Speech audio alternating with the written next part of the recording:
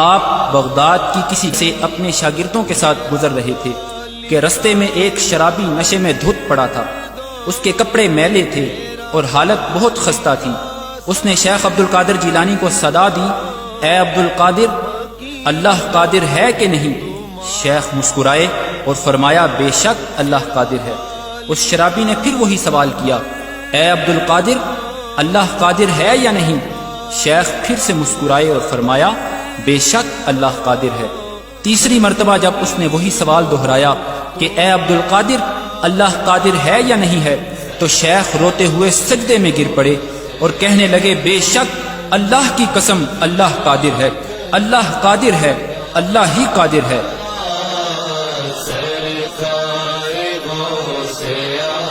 پھر انہوں نے اپنے شاگردوں کو حکم دیا کہ اس شرابی کو یہاں سے اٹھاؤ، اسے نہلاؤ اور کھانا کھلاؤ۔ ان کے شاگرد بہت حیران ہوئے اور شرابی کے سوال کی حقیقت پوچھنے لگے، تو شیخ نے فرمایا کہ اس کے پہلے سوال کا مطلب تھا کہ کیا اللہ میری توبہ قبول کرنے پر قادر ہے یا نہیں؟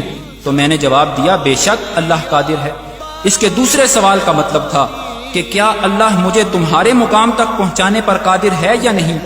تو میں نے جواب دیا، بے شک اللہ قادر ہے۔ اور اس کے تیسرے اور آخری سوال کا مطلب تھا کہ کیا اللہ تمہیں میرے مقام تک گرانے پر قادر ہے یا نہیں؟ تو مجھ پر اللہ کا خوف طاری ہو گیا اور میں روتے ہوئے پکار اٹھا، بے شک اللہ ہی قادر ہے، اللہ ہی قادر ہے، اللہ ہی قادر ہے۔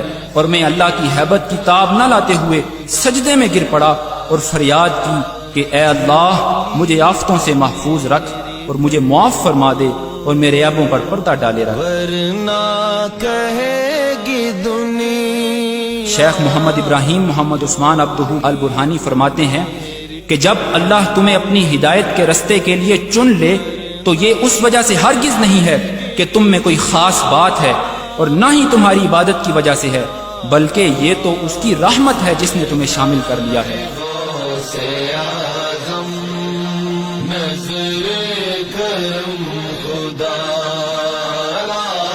اور وہ اسے کسی بھی لمحے تم سے چھین سکتا ہے، لہٰذا کوئی بھی شخص اپنے عمل یا عبادت کی وجہ سے دھوکے میں نہ رہے کہ وہ بھولے بھٹکوں کو حقارت کی نظر سے دیکھنے لگے، کیونکہ اگر تم پر اللہ کی رحمت نہ ہوئی ہوتی تو آج اس کی جگہ تم ہوتے۔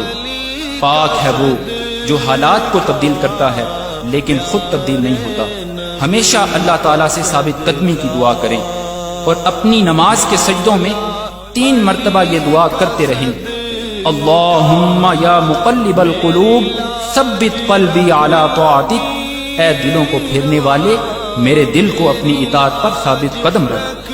کیونکہ کسی بھی قوم میں حقیقی تبدیلی تب ہی ممکن ہوتی ہے جب معاشرے کے افراد کی انفرادی اصلاح ہو جاتی ہے اور دلوں کی پاکیزگی سے قوم میں باہمی محبت اور اتحاد پیدا ہو جاتا ہے، تب ہی قوم ایک یکجا اور عظیم قوم بن کر اٹھتی ہے۔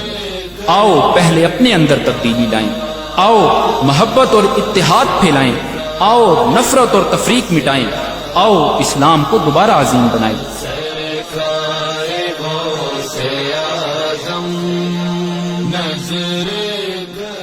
آپ سب بھائیوں سے گزارش ہے کہ آؤ آپ بھی ہمارے مقصد میں ہمارا ساتھ دو۔ اللہ ہم سب کا حامی و ناصر ہو، آمین۔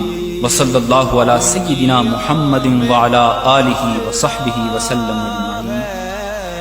سب کا کوئی نہ کوئی